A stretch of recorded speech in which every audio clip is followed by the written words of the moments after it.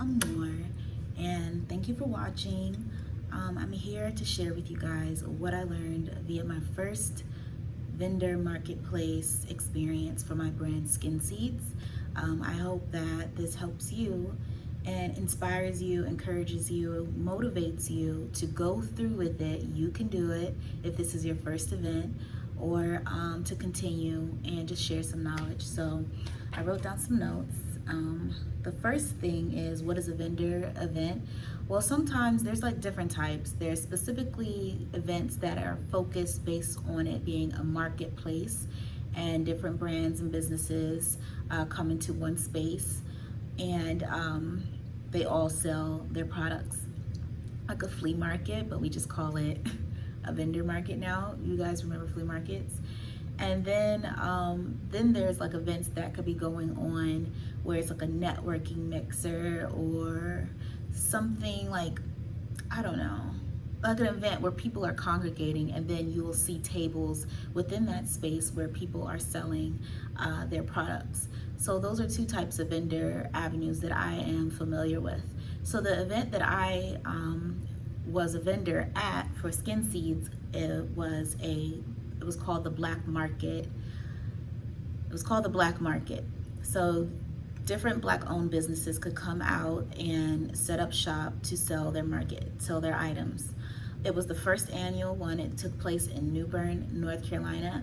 And how I found out about the event, my father told me about it. And at first I was just like, I don't want to do it. I don't feel like I need to be where I need to be at. And you're never going to be where you feel like you need to be at. It's always a continuous journey. So I just was like, okay, I'm going to do it. I don't know what to do, but I'm going to do it. And it got done. So first thing is,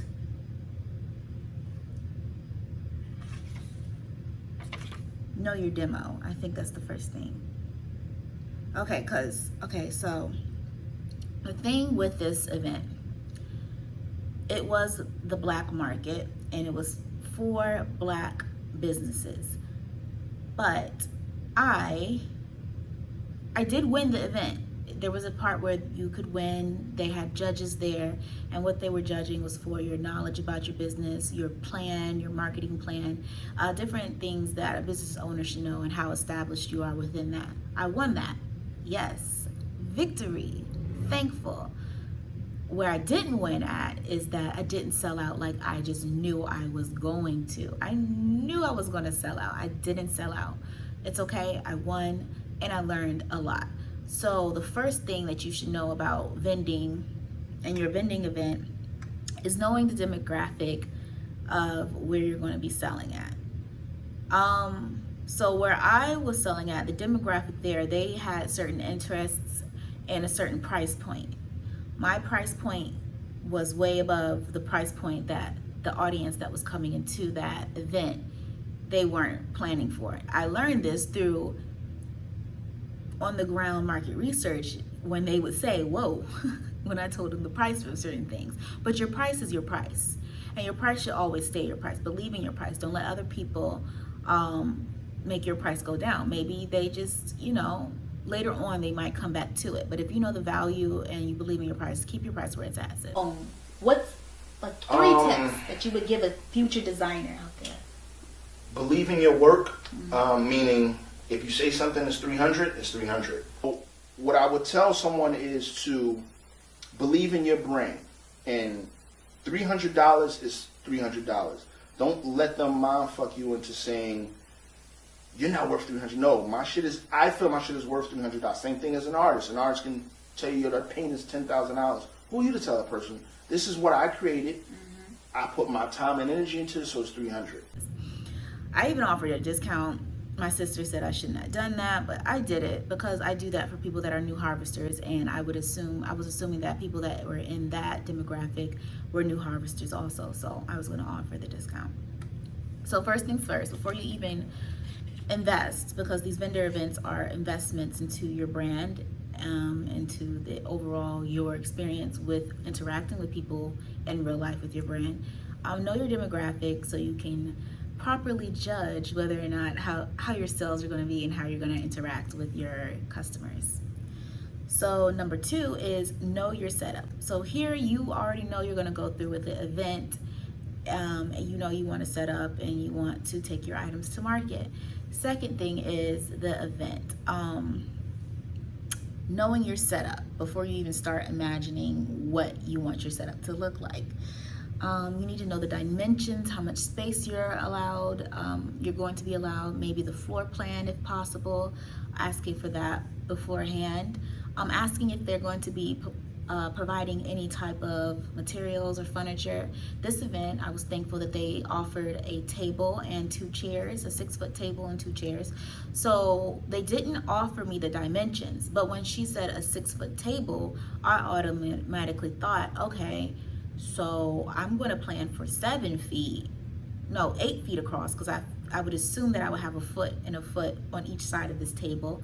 And then I was like, oh, I have all the space in the back to capitalize on. And then I got the front of the table to decorate, and maybe 2 feet in front of the table to decorate. So once I was thinking about the dimensions of how I want, how much space I was working with, then I thought, okay, maybe I could get a floor plan, because I didn't want to feel like I had the front of the space to just go all out in, and then there's a table right across from me, and I'm like basically bogarting their space.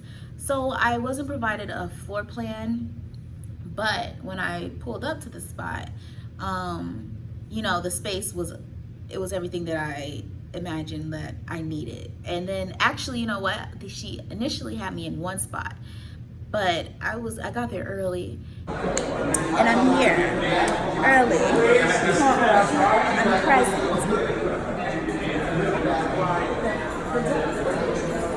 And since I knew she didn't give the floor plan to other people, I knew that basically I could pick out what spot I wanted, because no one knew where they were going to be at. So I basically explained it to her. I was like, hey, I have this going on.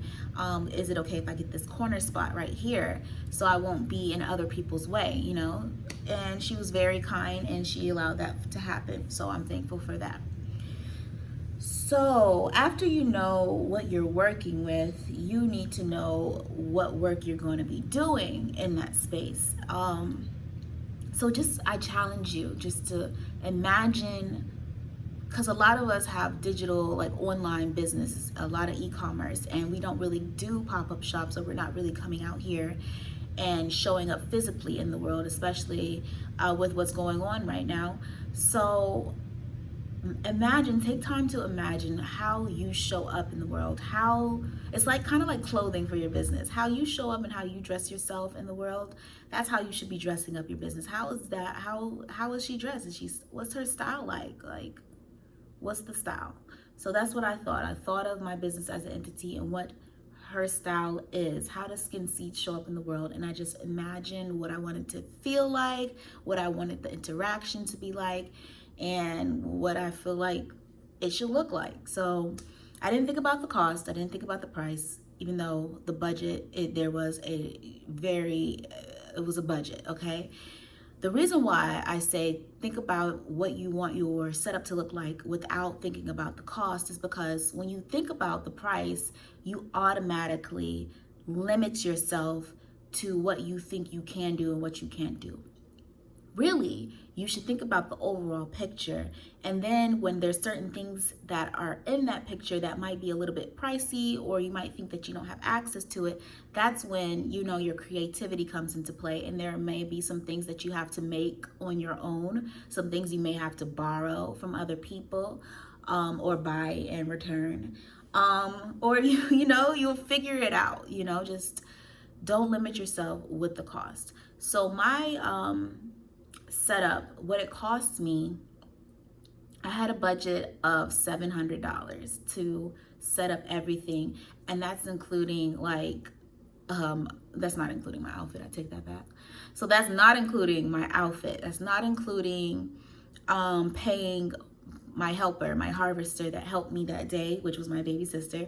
That was not including gas. It was a lot of things that I didn't know, but I wrote that down for the next time, so that will be allocated in my budget so I can know we're gonna have to spike that. But yeah, a lot of things I bought from Amazon. some things you can do trade lines if you have your EIN for your business and you set up. I only have one trade line right now, and that's through Uline. And what you can do is you can buy things on net 30 accounts. So you would buy it and you don't have to pay initially. So that's great for when it comes for packaging or like your shopping bags and stuff. And if you want to know more about that, I could do another video about like what I do know about trade lines. There's other videos out here on YouTube. Imagine what you want it to look like and then get busy on figuring out how you're gonna make that happen. The next thing is plan, and over plan. Write down your goals of what you want to walk out of that experience, that event with. So for my plan that is that I wanted to sell out. I didn't sell out, but I had a plan for if I were to sell out, how I was still going to be selling, how I was still going to be getting to the money. Okay, I had a plan in place, and I knew how I was going to take payment in a safe way, and also have the customer feel and know that their product was going to come to them even though they didn't see it physically right there. But you know, the fact that it sold out, I would feel like further solidify their trust in knowing that the product is good and they're going to get their product. But anyway, also I networked while I was there. I took the time to visit other people's tables, talk to other people to see what they're doing and to see what, you know, people are putting out there right now. And I also I took emails while I was there. I was still thinking about building my email newsletter. And then I did on the ground market research. So when people would come up to the table, if they didn't buy anything, or I would sometimes like just go in conversation and ask as to why they didn't buy anything. Not in like, oh, why are you buying from me type thing, but like, oh, you know, if a man came up to my table, sometimes a lot of men feel like skincare is not for them, but you know, I talk to them as if like they were into it as much as women are openly into skincare. And, you know, I learned a lot that he was buying for his significant other, or they were buying for somebody else, and they didn't know all the technical stuff of face wash. They just wanted a body butter or a coffee scrub. And that's the feedback that I was getting. So I was writing that down to help me for new seeds that I'm going to put into the Skin Seeds line. So that was very helpful. That was a part of my plan. And then also, how are you going to be marketing your brand that when you're not even sitting there, it's working for you? And that's with logos, that's with freebies.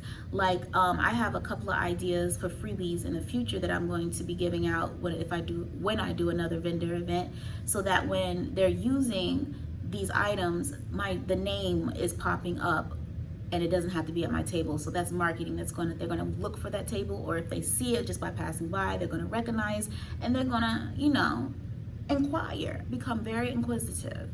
And what I did, because of my budget, I just did my shopping bags, and then I just stamped my logo on the shopping bag, and then that was my logo walking around. Well, I didn't have to walk around. And next step is to prepare.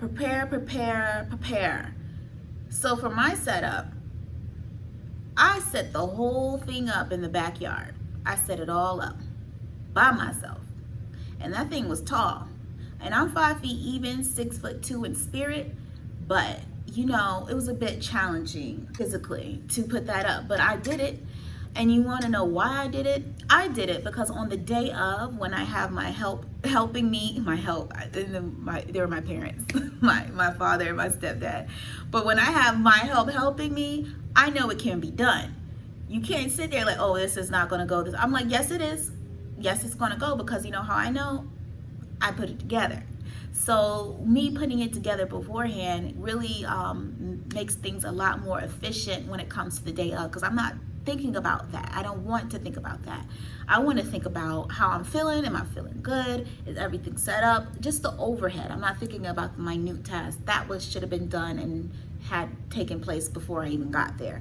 So of course, when it came time to set up, They were having some difficulties, but it was easy for me to just say and they just set it up, so that's why you should prepare with that. Prepare your products. Think about how the customer is going to shop the product.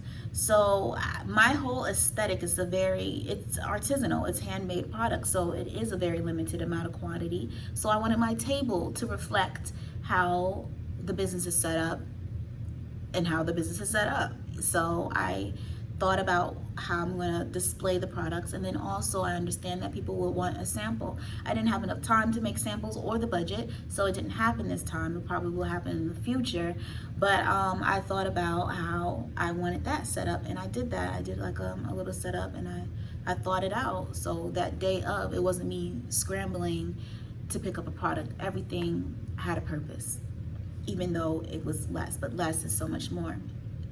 And then also prepare your team's mindset. My sister, so thankful for her, she helped me. But prior to that, I mean, she knows about the brand, she's familiar, but does she know like how I know? No. Do I expect her to know how I know? No. But how I prepared her for that day is making her feel good. Like, what did she want to wear? I have like little Skin Seeds jumpers that I have. So she wore one of those and she felt good in it. I wanted to make sure she felt good. If she wanted to wear a dress, we was going to get her a dress. If she wanted to wear, it had to be something cute though. But I wanted her to feel good. That was the first thing. And then also like getting her familiar with the product, having her use the product, having her give me her feedback about the product, and just having conversation by way leading up to the event. I had like 3 weeks to prepare for the event. So just talking to her about the product every other day, not like a whole like lecture type thing, but if I was using the product, she was around, or any way I could like sprinkle it in, I was doing that so that the mindset was there. Now when it came to selling, that was I had a whole plan on that too.